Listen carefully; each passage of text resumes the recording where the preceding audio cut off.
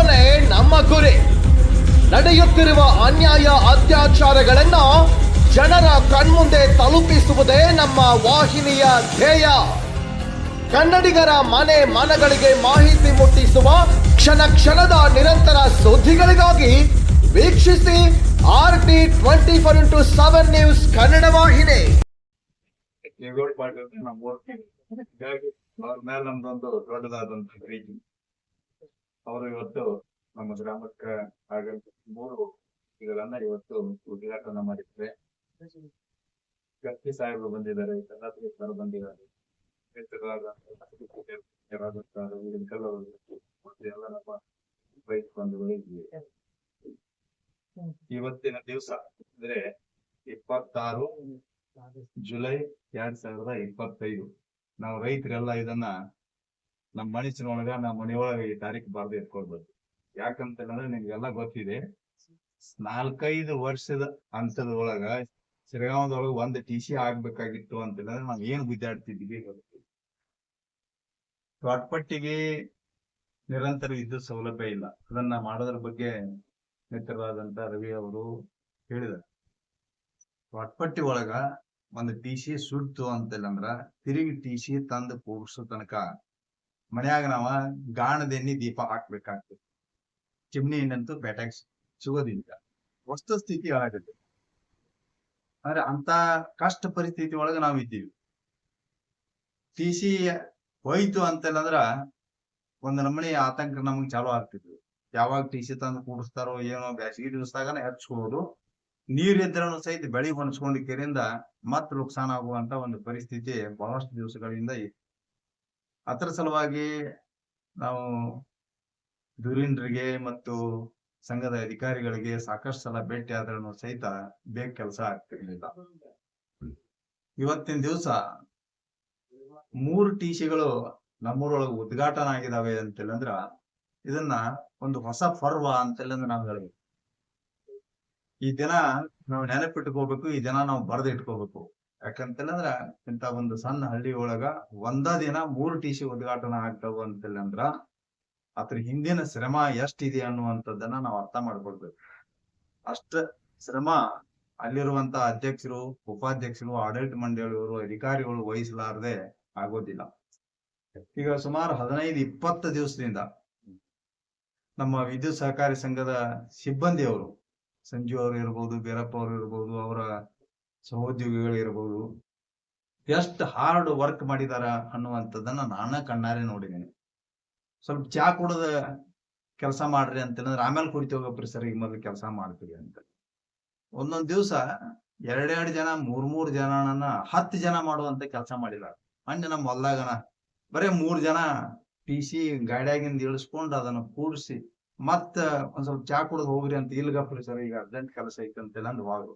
ಅಂದ್ರ ಅವರು ಅಷ್ಟು ನಮಗ ಸಹಕಾರ ಕೊಟ್ಟಿದ್ದಾರೆ.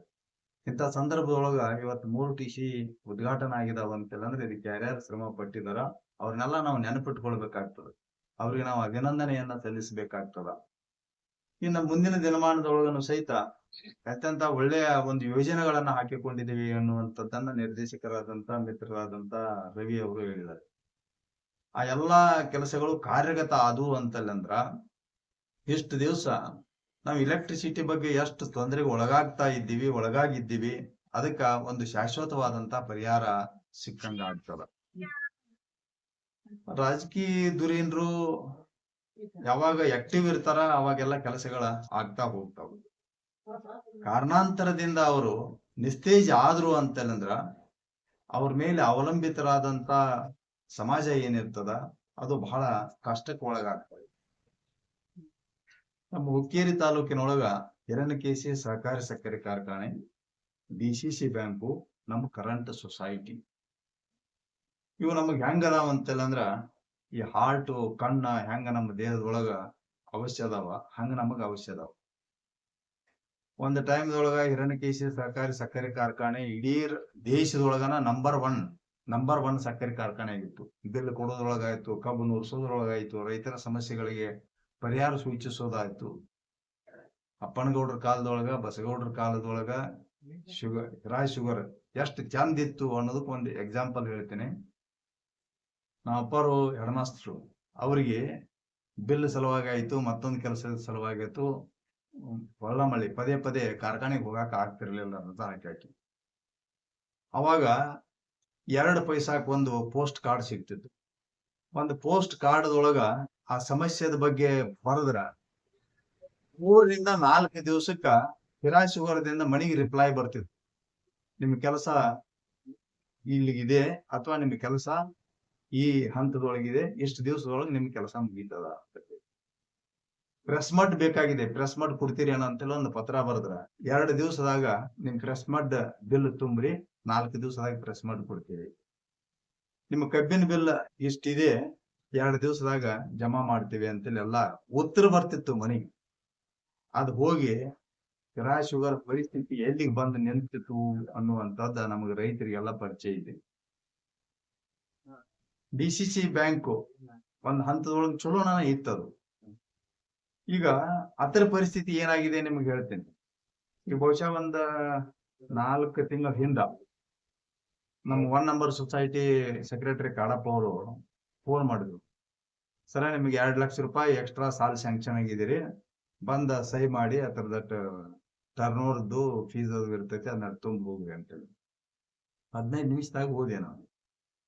ನನಗ 1,000 300 ರೊಕ್ಕ ತುಂಬಾಕ್ ಹೇಳಿದ್ರು. ಅಲ್ಲೇ ಕ್ಯಾಶ್ ಕೊಟ್ಟೆ, ತುಂಬಿಕೊಂಡ್ರು, ಪಾವತಿನೂ ಕೊಟ್ರು. ಆಯ್ತ್ರಿಪ್ಪ, ನನಗೊಂದ್ ಸ್ವಲ್ಪ ಅಡಚಣೆ ಇತ್ತು, 2 ಲಕ್ಷ ರೂಪಾಯಿ ಸಾಲ ಸ್ಯಾಂಕ್ಷನ್ ಆಯ್ತು ಅಂತೆಲ್ಲ ಅಂದ್ರೆ ಬಹಳ ಖುಷಿ ಆಯ್ತು ನನಗ.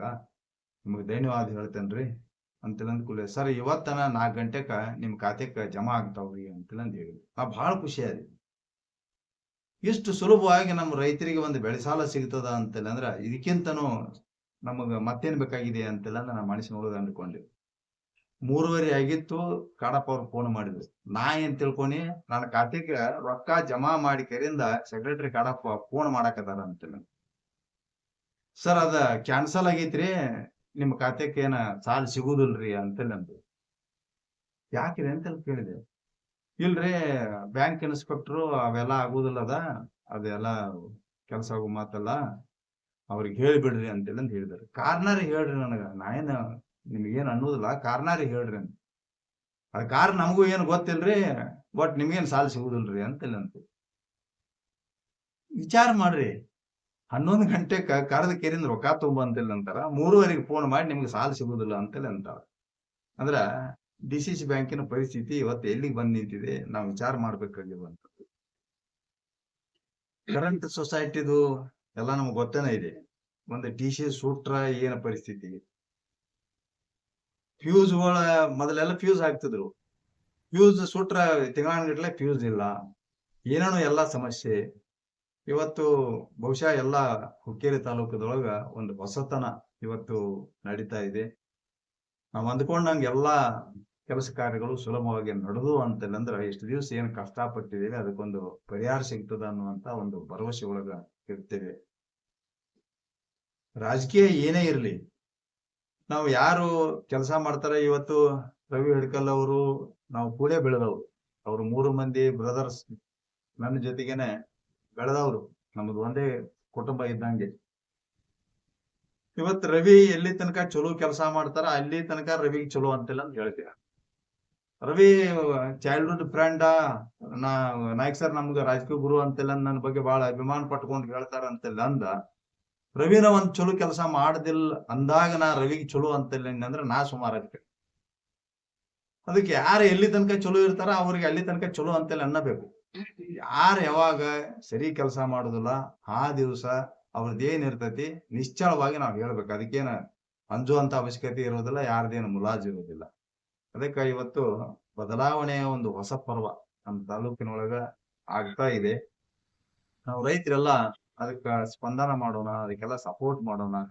ಅದರಿಂದ ಮುಂದಿನ ದಿನಮಾನದೊಳಗ ಎಲ್ಲರಿಗೂ ಒಂದು ಅನುಕೂಲ ಆಗ್ತದ. ಇವತ್ತು ಜಯಗೌಡ ಪಾಟೀಲ್ ಇಲ್ಲಿ ತನಕ ಬಂದು ಒಂದು ಇವತ್ತು ಅಗದಿ ಬೆಸ್ಟ್ ಡೇ, ಇವತ್ತು ಬಹಳ ಉತ್ತಮ ದಿನ ಹೇಳಿ ಮಾಡಿಸಿದಂತ ದಿನ. ಶ್ರಾವಣ ಶುಕ್ರವಾರ, ಮೊದಲನೇ ಶುಕ್ರವಾರ, ಶುಕ್ರ ಗೌರಿ ಮನೆಗೆ ಆಗಮನವಾಗುವಂತ ಒಂದು ಶುಭ ಕಾಲ, ಅದು ಬೆಳಗಿನ ಸಮಯ. ಅಂತ ಒಂದು ಶುಭ ಮುಹೂರ್ತದಲ್ಲಿ ನಮ್ಮ ಗೌಡ್ರು ಬಂದು 3 ಟಿಸಿಗಳನ್ನ ಇವತ್ತು ಉದ್ಘಾಟನೆ ಮಾಡಿದ್ದಾರೆ. ಅವರಿಗೆ ಒಂದು ದೊಡ್ಡದಾದಂತಹ ಚಪ್ಪಾಳೆ ಮುಖಾಂತರವಾಗಿ ಅಭಿನಂದನೆಗಳನ್ನ ಸಲ್ಲಿಸೋಣ. ಗೌಡ್ರ, ನಾವ್ ಯಾವತ್ತೂ ನಿಮ್ ಜೊತೆಗಿರ್ತೀವಿ, ನೀವು ಹಿಂಗ ಯಾವತ್ತೂ ನಮ್ ಜೊತೆಗಿರ್ರಿ. ಆನಂತರ ರವಿ ಅಂತೂ ನಮ್ಮವ್ರನ್ನ ಅದಾರ. ಇದೀಗ ಹೇಳಿ ರವಿ ನಮ್ಮವ್ರ ಅಂತಲ್ಲಿ ಅಂದ್ರ ರವಿ ಕೆಲಸ ಮಾಡ್ಕೋತಿರ್ಬೇಕ, ಅಂದ್ರ ರವಿ ಬೆಸ್ಟ್ ಅಂತೇಳಿ ನಾವು ರವಿ ಮಾಡ್ತಾರ, ಗ್ಯಾರಂಟಿ ಇದೆ. Super fast Subhash Chandra Bose